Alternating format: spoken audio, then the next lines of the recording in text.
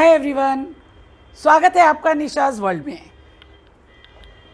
जैसे कि मात्राओं का हम पाठ करा रहे हैं, मैंने अब तक आपको मात्राओं की परिभाषा अ और आ के बारे में बताया और ये भी बताया कि जो छोटी मात्राएं होती है उसमें समय कम लगता है, तो समय का अगर आप ध्यान देंगे तो आपको समझ में आएगा। जैसे अ की अपनी कोई मात्रा नहीं है पर वो जल्दी में बोला जाता है अ, और दूसरा शब्द है आ, तो हमारा पूरा मुंह खुल रहा है।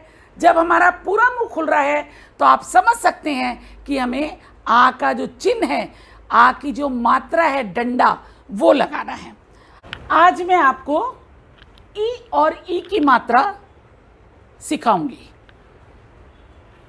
फिर वही बात कि समय के बारे में, समय कितना लगता है कौन सी मात्रा में, उससे आपको बहुत क्लैरिटी आने वाली है। जब ई है तो हम बोलते हैं ई, और बड़ी ई है तो हम बोलते हैं ई ई ई ई ई। इसका चिन्ह है आगे से लगता है वो किसी भी अक्षर में, और इसका चिन्ह है ये पीछे से लगता है किसी भी अक्षर में। ये जल्दी, छोटी ई की मात्रा जल्दी बोली जाती है और कोई भी वर्ण हो उसके आगे से लगती है, और बड़ी ई की मात्रा आराम से बोलो ई, तो और वो व्यंजन के पीछे से, वर्ण के पीछे से लगती है। जैसे मैंने यहाँ पर वर्ड लिखा है कला, पर इसको अगर हमने छोटी ई की मात्रा लगानी है तो हमें का के आगे से लगाना होगा। क्या वर्ड बन गया? किला। क्या बन गया? किला। किला, किला नहीं हो रहा, किला। तो इससे आपको क्लियर होगा कि ये देखो मैंने का व्यंजन के आगे से लगाया है ना, किला। अब है किला, मालूम है ना, फोर्ट वगैरह जो होते हैं। दूसरा शब्द है कताब। ये शब्द सही नहीं है, कताब। तो अगर हम इसके आगे से मात्रा लगा देंगे तो ये बन जाएगी किताब। किताब कैसे हम ये नहीं बोलते किताब, ऐसे नहीं बोलते, हम बोलते किताब। जो सही उच्चारण है, जो सही शब्द है, उसको बोला जाएगा किताब। यहाँ पर छोटी की मात्रा लगी है, ये भी लगी है। अब ये खला वर्ड समझ में नहीं आ रहा, गलत है। यहाँ पर अगर हमने मात्रा लगा दी छोटी की तो ये बन गया खिला। क्या बन गया? खिला। खिला के दो शब्द होते हैं, एक तो कहते हैं ना फूल खिल रहा है, फूल खिला है, और दूसरा कहते हैं ना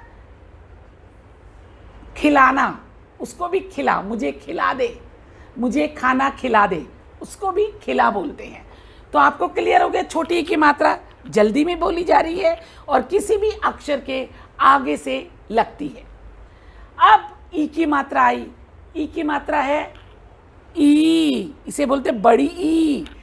ये स्वर ऐसे लिखा जाता है पर उसका चिन्ह किसी भी वर्ण के पीछे से आता है।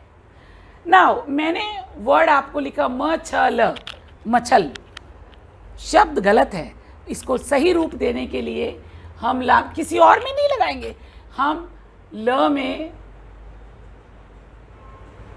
बड़ी की मात्रा लगाएंगे तो ये बन जाएगी मछली। क्या बन जाएगी? मछली। मछली, मछली।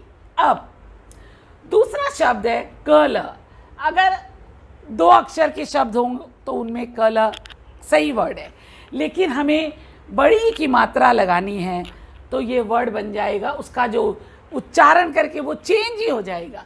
तो यहाँ पर हम ल के पीछे लगाते हैं कली। क्या बन गई? कली। कली मालूम है ना, जब फूल बनता है उससे पहले कली होती है और फिर फूल बनता है, उसको बोलते हैं कली। अब फल है, फल बिल्कुल सही शब्द है। अगर दो शब्द, दो वर्ण से मिलकर ये शब्द बने तो बिल्कुल सही शब्द है, पर क्योंकि हमें बड़ी की मात्रा लगानी है तो हम लगाएंगे ल में, तो ये बन गया फली। खाने वाली होती है ना फलियां, फली, तो उसको बोलते हैं फली। अब आपने ध्यान दिया कि समय इसमें कम लगता है और इसमें ज़्यादा लगता है। ये किला, किताब, खिला, अब इसमें ज़्यादा समय ले सकते हैं हम।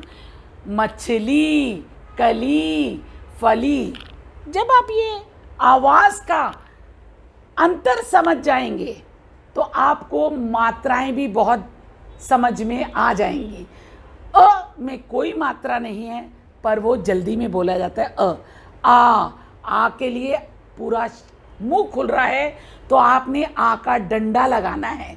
जिस व्यंजन के साथ पूरा मुंह खुल रहा है उसका आपने डंडा लगाना है।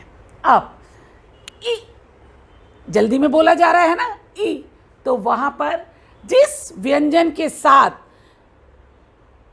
जल्दी में बोली गई है ये मात्रा, तो उस व्यंजन के आगे से लगानी है। जैसे कि खिला, किताब, खिला, जिस व्यंजन के साथ आवाज़ आ रही है उसके साथ ही आपने ये मात्रा लगानी है।